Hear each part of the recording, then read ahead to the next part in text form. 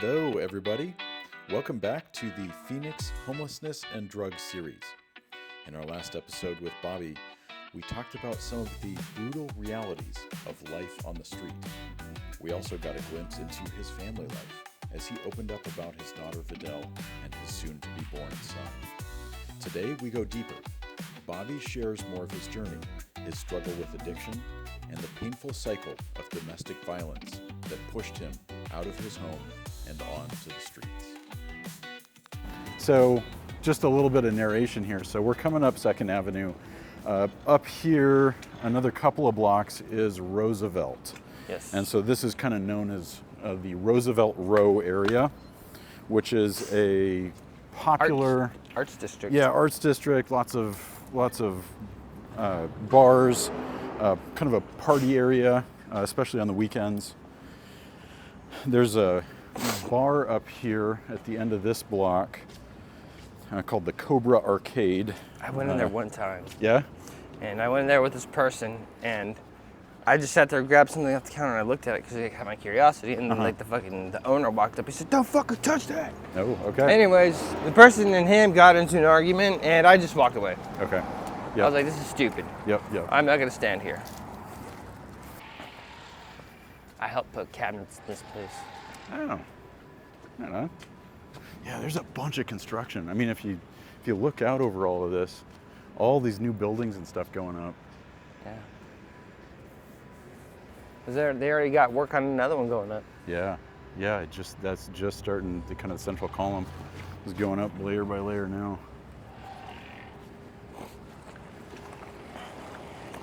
You know, when you've been in a place for a little while, you start seeing the changes and the growth, and Yeah. I mean, since 2020, I've sat there and seen so many cranes go up. It's mad. I've never had the opportunity to sit there and watch them put and take it down. Okay. I've always missed that. Most of these workers are going to start at like 5 or 6 in the morning and generally be off by 1, 2 in the afternoon before it gets hot. Some are even sooner than that. Yeah. 2 in the morning. And they just work overnight just to stay out of the heat. What do you generally do for breakfast? Breakfast? Yeah, I mean, if you wake up and you're super hungry and the church with the bag lunches isn't open, what's next best option? Next best option, just get through the day, dude. Okay. It's not like you have money to sit there and benefit. Right. So there's not necessarily another spot that you know of that does breakfast or, food kitchen or something like that? Yeah, not really. Okay. Question on that. Like sit down? Sure. There's bird poop on that side. Okay, so question on that. I would imagine that you would qualify for getting food stamps for some of the other kind of care type things, aid type things. Is that something? Sorry. You do not have to apologize. But is that not something that you try and take advantage of, or you do and you've got? I can't. Oh, okay. Because I still technically live with the person who I had the children with. Okay. Okay. So we make too much. Oh, and she's got a job. She's working, and technically you're living with her. Yeah. I was working and I had a job. I see. I mean, maybe now I could probably do it, but like. Okay. I don't know. How long have you guys been split up? 4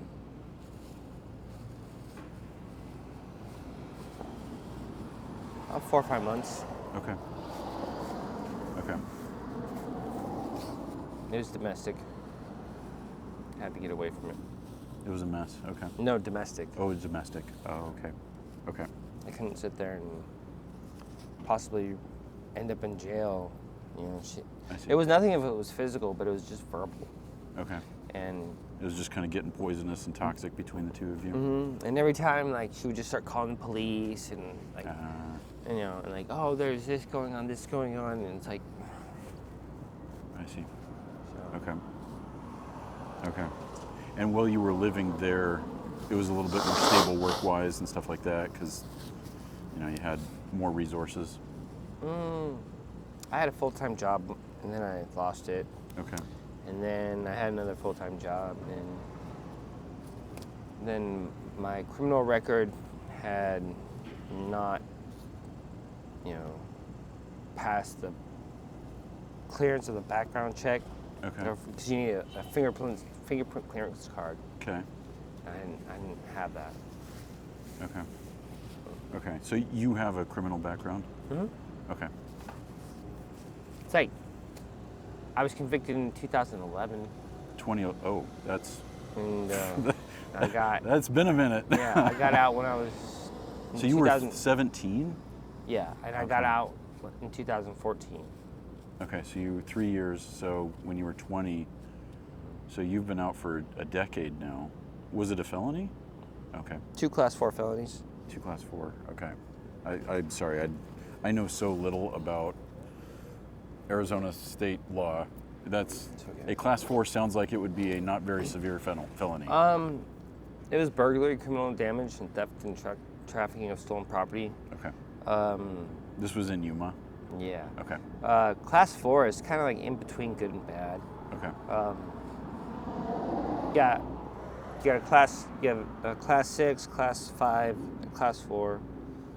A Class 1 is a good or bad one? I don't think there is a Class 1. No. It just goes all the way up to Class 2. Class 2 is when you're like really bad.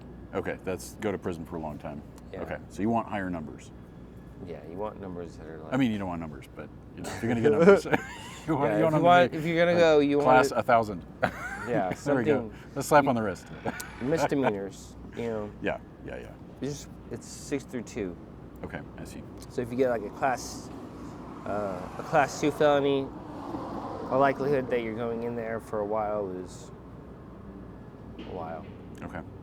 Okay, so 3 years, and that was with good behavior, and then maybe some parole afterwards? 7 months. 7 months, okay. And you just stick around in Yuma, you get a job, check in with your PO, and then you get finished with it, and then you're free. Yeah. Okay. She sat there, when she saw me, she thought I looked like one of her kids. So. That could either be a good thing or a bad thing, eh? It wasn't a bad thing. It was good. Yeah. So she likes her kids. Yeah. She was very good. Very polite. One time I walked in there, I was like, yeah, I smoked some weed. And she said, just come back when you're clean. Okay. And I did. Like I'm not going to test you right now, but, it's all good. I get it. Yeah. we have those days we need to. She doesn't want to send me back to prison. Yeah, exactly. Especially if she sees you're making an effort and doing it right. And it sucks because, like, in order to go see your parole officer, you had to go all the way out to the prison out there. Oh. And okay. that was a mission. I got It's you. a long drive. So you were anticipating, because of criminal record, that as girlfriend's increasingly calling the police, that eventually this is going to start going against you. And well, I would record everything that we'd argue about. Yeah. But like, even the police are like, if we have to come here one more time, okay. Someone's going to jail. I see. And okay. I can't deal with the fact that she's constantly telling me, oh, you're just trying to make me miscarry, you're just trying to make me do this. It's like... Okay. And you already had an infant in the house, your daughter, Vidal. No, different girl. No, same girl. Same girl, okay. Same girl, just... We're going through DCS. Oh, Vidal is up for is being in foster or something? Okay. Yeah. Okay, I got you. She's with her older sister. Okay.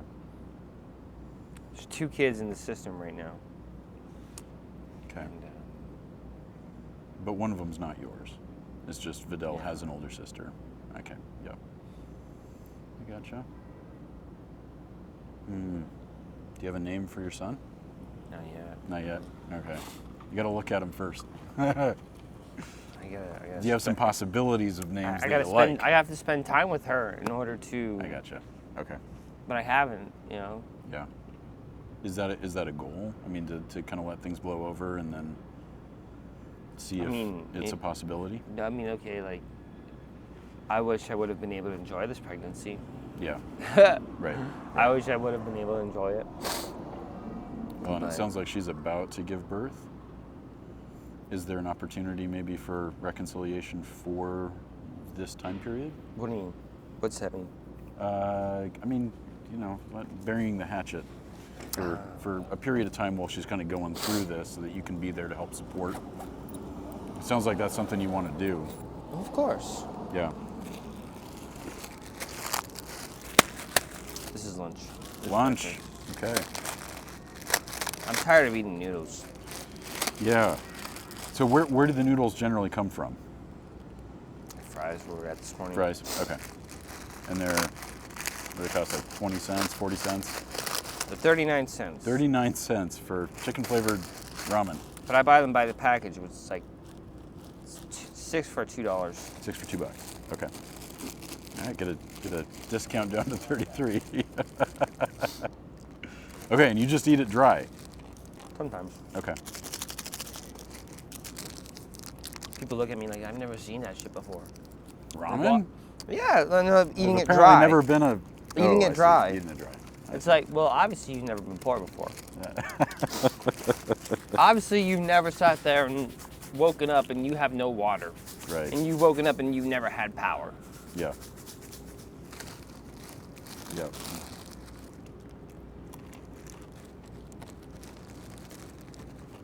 Sure.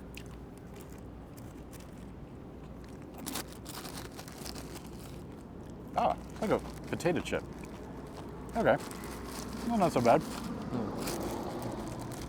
Seasoning, put in there. Yeah, I mean, you just shook it up and, yeah. Okay. That was actually tasty. So, okay, how many calories are in something like this? How many calories? Let's see here.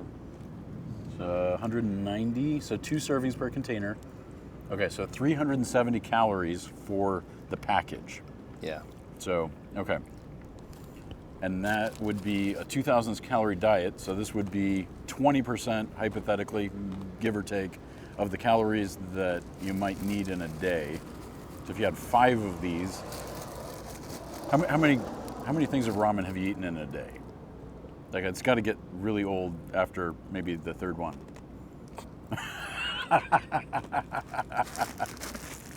After the 3rd one, that's about it. It's like, okay, no more ramen. I need something else. Like, I should be full now. Yeah. I usually eat them like 3 at a time. Okay, you're a taller guy. I'll bet you you burn more than 2,000 calories a day. How tall are you? 6'1". 6'1", and how much do you weigh? Right now? Yeah, if you had to guess. 175? Give or take. Okay.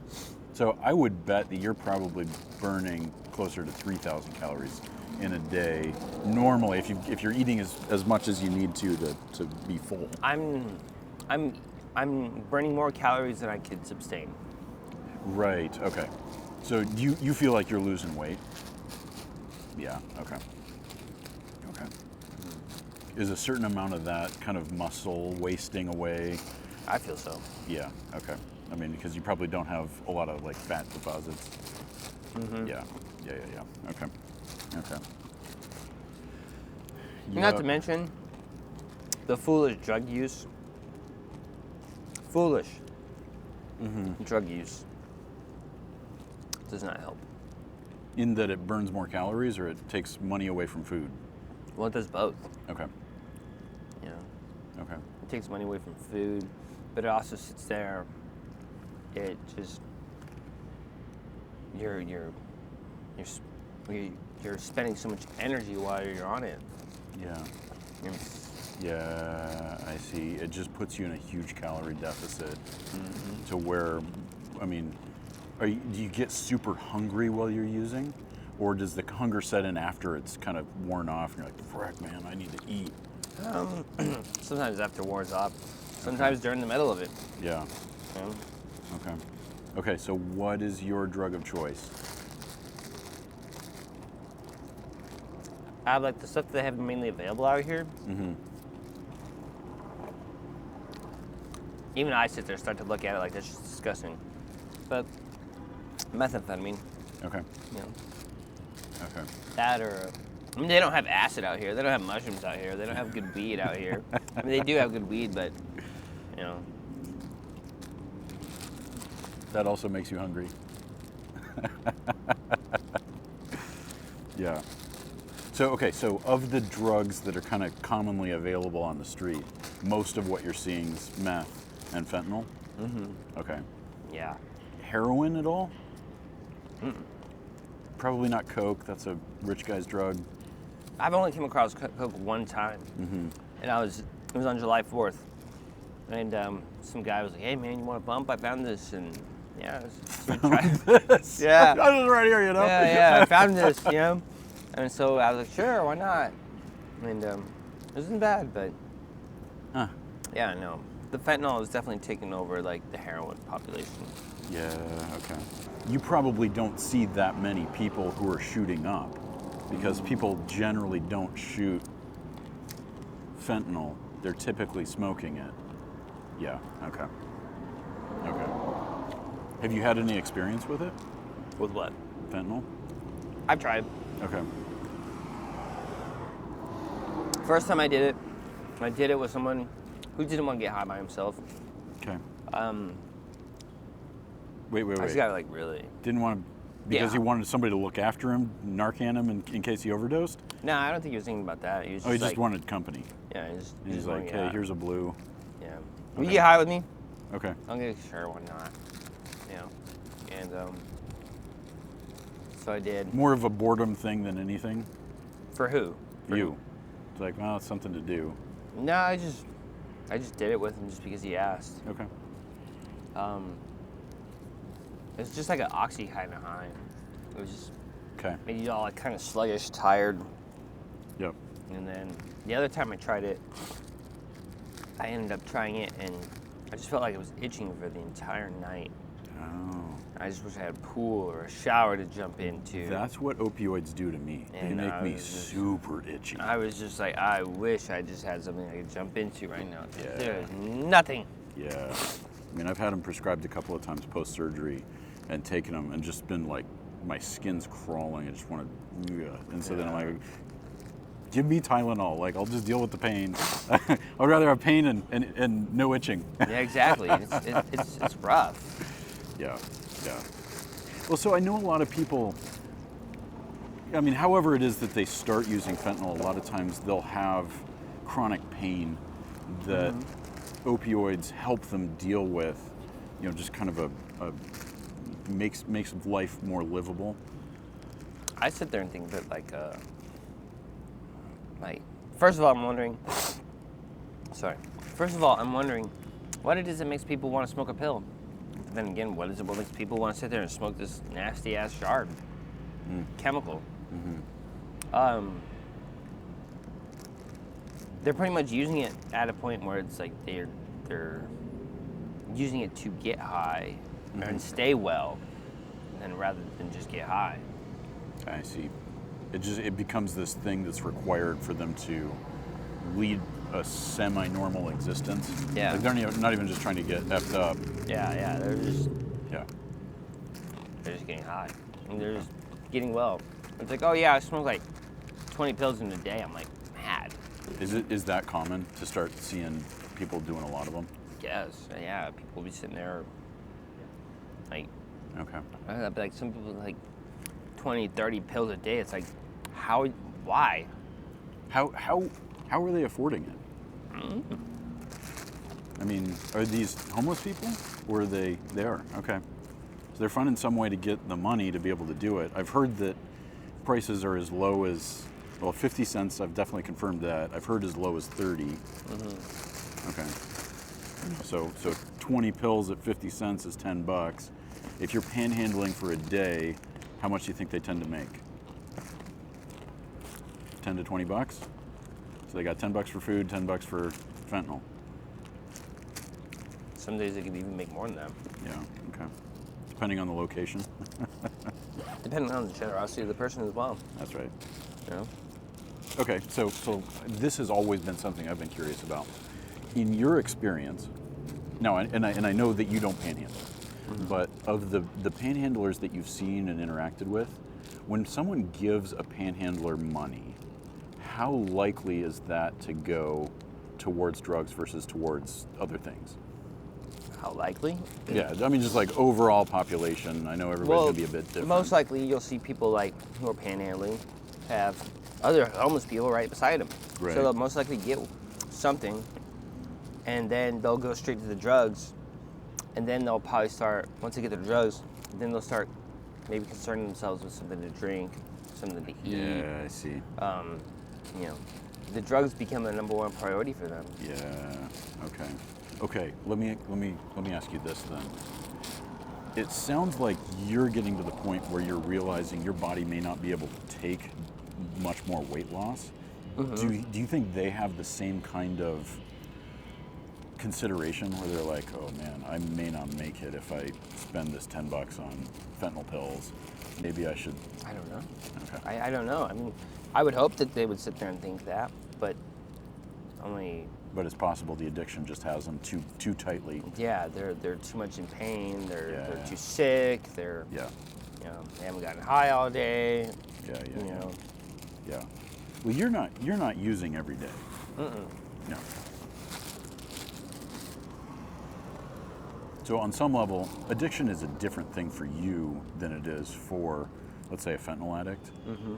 Do you think that meth addiction is not quite as, difficult to manage? For some people it can be, Okay.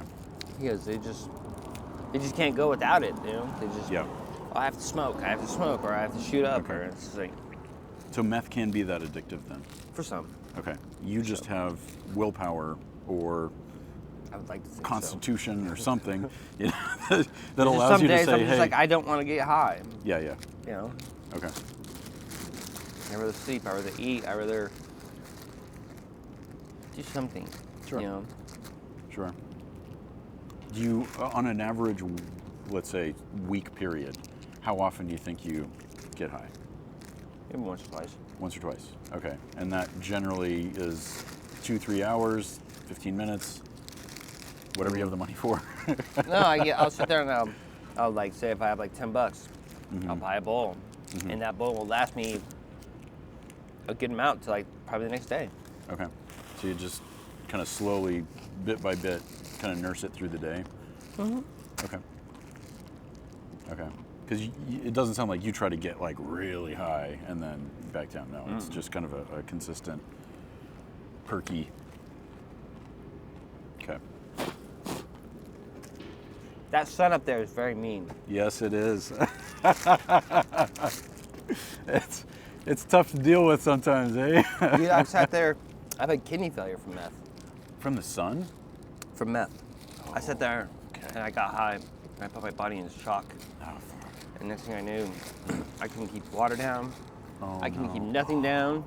Oh, couldn't keep no. food down. Oh, no. And I just went to someone's house, and I was just trying to stay hydrated, cool off. Yeah.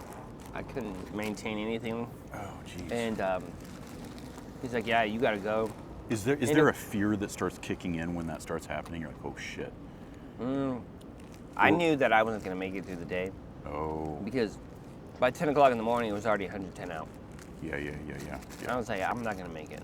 Yeah. So I sat there and I ran to the light rail, Yeah. landed on that, and went to the hospital right here in McDowell. Okay. The ER, they took you in, got you rehydrated, cooled down. Oh, that had to be a relief. It was so hard not to fall asleep on the floor too, Yeah. because the cop was like, "Can't sleep on the floor." Dude, I don't think I could stay awake not on the floor. Yeah, it's really hard. You know, I'm dying here, bro. Like, come on. Yeah. Okay. If Now, find you sleeping, we'll kick you out. No. Oh, I gotcha. Okay, and you're waiting to get seen, and the wait times, however 2 long hours, it is. 3 hours. Yeah. And so then you finally get in. I would imagine if you collapse on the floor, they get you in a little faster, or they leave you there. Cop kicks you outside. I collapsed on the floor on the light rail when I finally got up to it, Okay. because I just ran Bobby. up and catched it. That's got to be so scary. Holy shit. Yeah. Wow. And this was a friend's house that you'd gone to try and cool down at. Mm-hmm. Yeah. Okay. Okay. And eventually, like, he's like, yeah, you gotta go. You're not getting better. Yeah. Nothing's going on. And so, but it's not a let's walk you down to the light rail. It's you're going. Let me just go. Let me grab your just shit try and and make go. it. Oh, they kicked you out. Yeah. Oh shit. Grab your shit and go. Yeah. Yeah. Oh, that's scary. Well, so was that kind of the last time you decided to do a lot, or at least a lot while it's hot type of thing? Yeah. Yeah. Yeah. Okay, I hit my limit. I know where that's at. Yeah. I don't want to do that again. Because I mean, I got off the train, and someone else was just sitting there like, hey, you want to smoke some dope? I'm like, no, no. When they're offering to smoke dope, is it, if you've got money, or are they like truly offering? Not often you get like truly offered. Okay. So they're just like, hey, give me a couple of bucks, I'll give you a couple of hits. Sometimes it's not even worth it. Yeah. Yeah, because they don't even, like, if you walk up and be like, hey man, can I use your pipe for a few bucks? They hand you an empty pipe. Yeah. Or they hand you some burnt ass, nasty ass, fucking. Okay. No one's considerate. Yeah.